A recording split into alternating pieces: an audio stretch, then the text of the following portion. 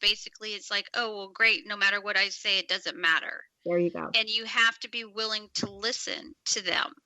I mean, and let them know that what they're saying does mean something, but you need to tell them, I'm hearing what you're saying, and I really like this idea, but whatever the reason is that they don't want to use it for this particular project, you need to explain it to them and say, okay, on the next project coming up, let's do it then. Let's, we don't want to start it halfway through a project. Let's just do it when we start the new project and try it. Or say, we actually did that before and it didn't really work. It caused issues with A, B, and C. And so this is why we now do it this way. So you have to validate their ideas. If you don't validate them, then they feel like they have no reason to even think, that they're just going to sit there and be arm candy, or however you want to explain it. But they're just more than a warm body. You need somebody who is willing to be a part of your team and be a valid thinking, generating person on your team, not just a thing. They're people.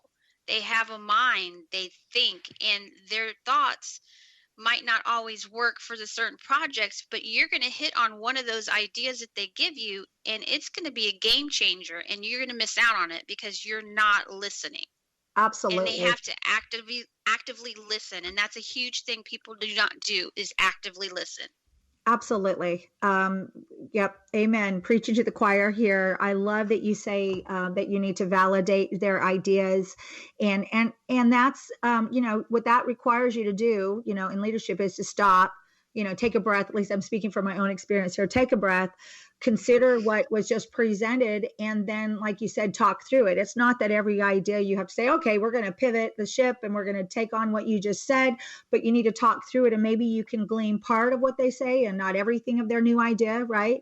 But either way, like you said, you'll talk it through, you'll explain why maybe you've tried it again or tried it in the past and it didn't work, and great advice. And that really is a lot of what you give in Get Out of the Corporate Cave, Leadership for the Real World. I love that that's the type of isms that you share. And actually, what I was going to let readers know is, as I was reading your book, it really likens itself to that From Good to Great. Did you read that book by chance way back? This is probably 15 years ago the book came out, or maybe longer, From Good to Great. No, I have not.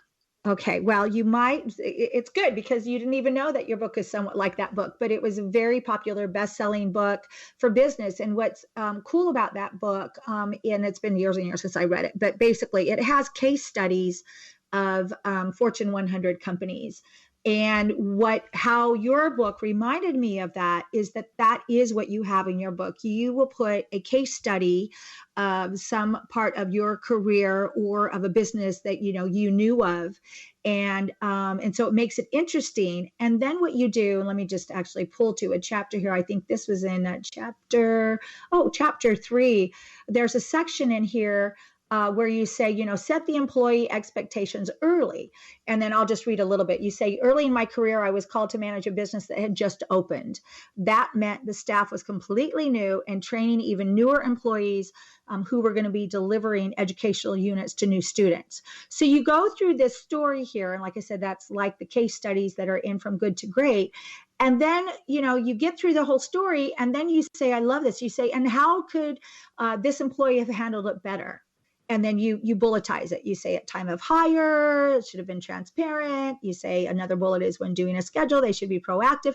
So you really go through and not just share these interesting case studies and experiences that you have, but then you say, okay, now let's look at this.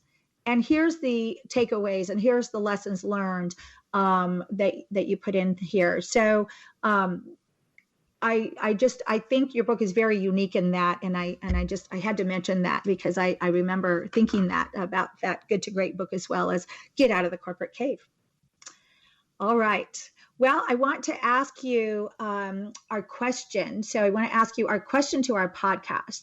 And so the question is, the name of our podcast is What No One Knows. And, it stems from many times we talk to, budding authors or people that believe that they want to share what no one knows with the world in a book, and they're telling us, this is a fact that, maybe there's like one human on the whole planet that knows this. So Suzette Phillips, we're asking you what no one knows, if you could share that with our listeners. What no one knows. Yes. Just to put you on the spot. I find that what a lot of people don't know is that you can say no. People don't realize that when somebody comes to you and says, I need you to do this or that at work, and I'm specifically making it at work because so many people, we don't have work-life balance. That's like one of the hardest things to do. But what so many people don't realize is they can say no. Oh, can you do this? You're going to have to stay after work for another 2 or 3 hours, but I need this done today. You can say no, but you have to be respectful when you say no.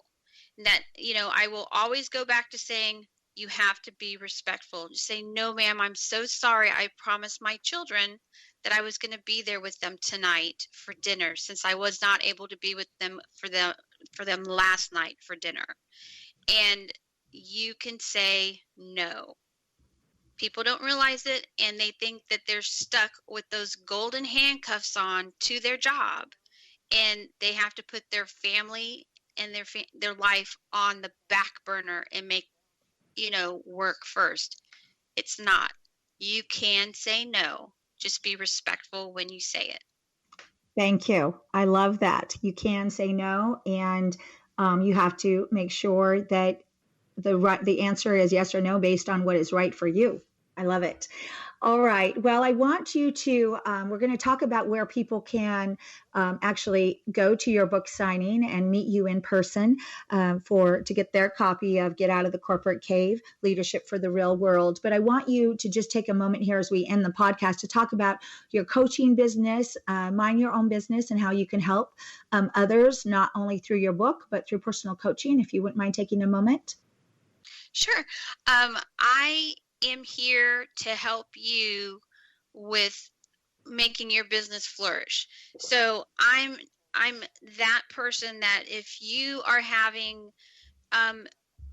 labor issues, you don't know how to get it right, you can come to me and I can go over your labor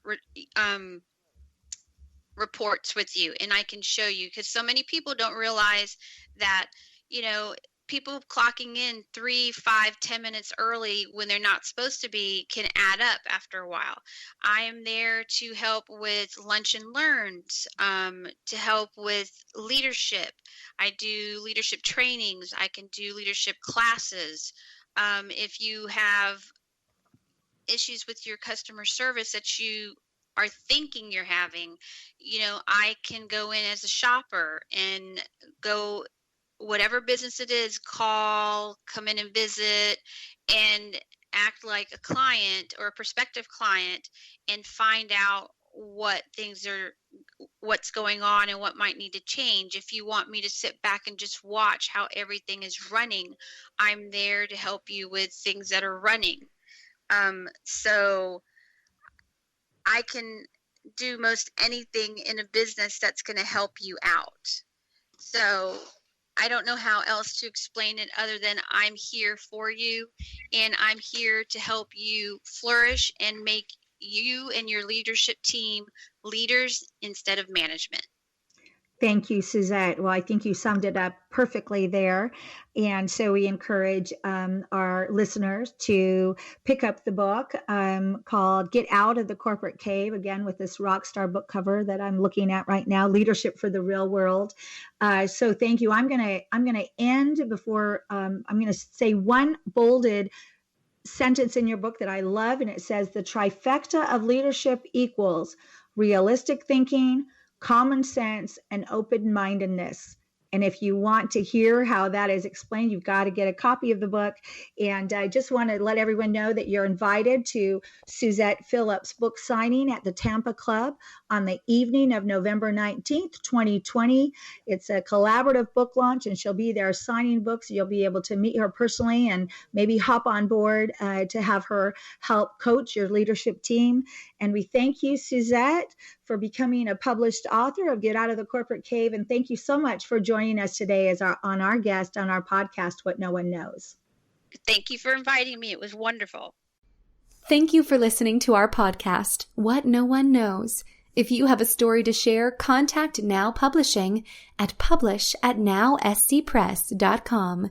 Visit our website, publishwithnow.com, for a free download from our The 90-Day Author book, and let Now Publishing build, publish, and sell your book.